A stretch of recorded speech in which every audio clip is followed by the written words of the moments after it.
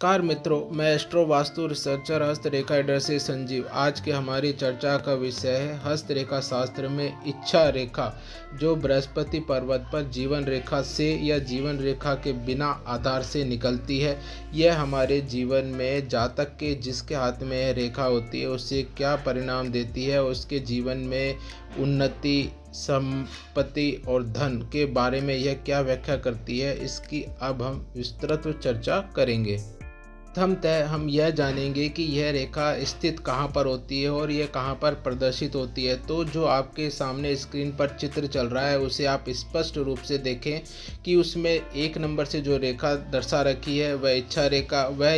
वह है जो जीवन रेखा से निकल रही है और बृहस्पति पर्वत की ओर जा रही है। यह पहली प्रकार की इच्छा रेखा होती है। दूसरी इच्छा रेखा वह होती है जो जीवन रेखा के आसपास से निकल कर अर्थात बिना आधार के निकल कर बृहस्पति पर्वत पर जाए या बृहस्पति पर्वत से होते हुए शनि पर्वत पर पहुंचे तो वह इच्छा रेखा के नाम से जानी जाती है। यह रेखा हाथ में इकहरी या दोहरी हो सकती है।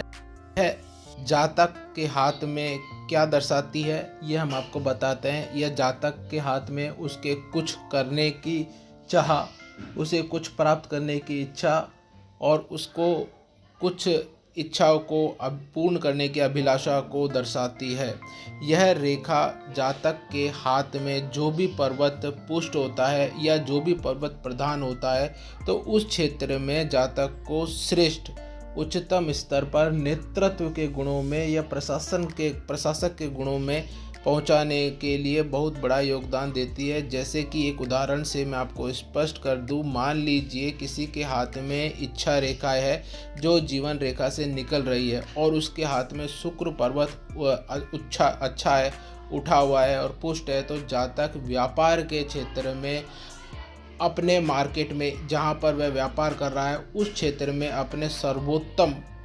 मार्केट का या बिजनेस का रिजल्ट देता है और वहां से अच्छा गेन प्राप्त करता है, धन संपत्ति मान वैभव वहां से प्राप्त करता है।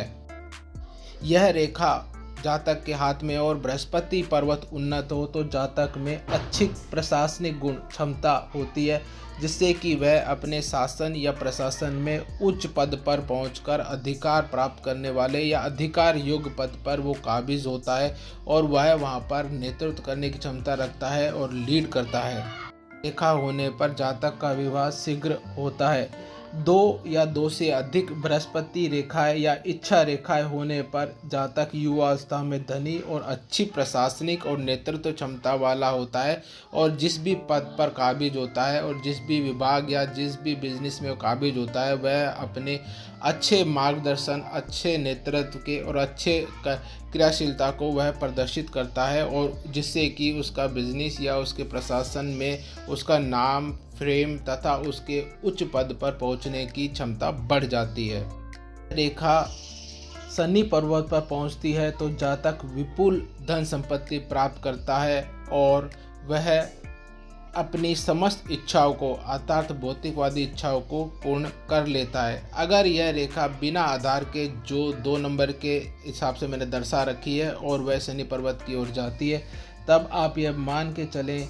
या वह रेखा बृहस्पति पर्वत की ओर भी जाती है तो यह मान के चलें कि जातक की आध्यात्मिक उन्नति बहुत अच्छी होती है। जातक उपदेशक स्तर का व्यक्ति होता है, जातक युग प्रवर्तक होता है, वह लोगों को धर्म, संस्कृति, सभ्यता और आध्यात्मिकता के बारे में अच्छा मार्गदर्शक होता है। लोगों को वह उस क्षेत्र में ले जाने के लिए, परमात्मा की ओर गति करने के लिए अच्छा प्रेरणा स्रोत बन सकता है।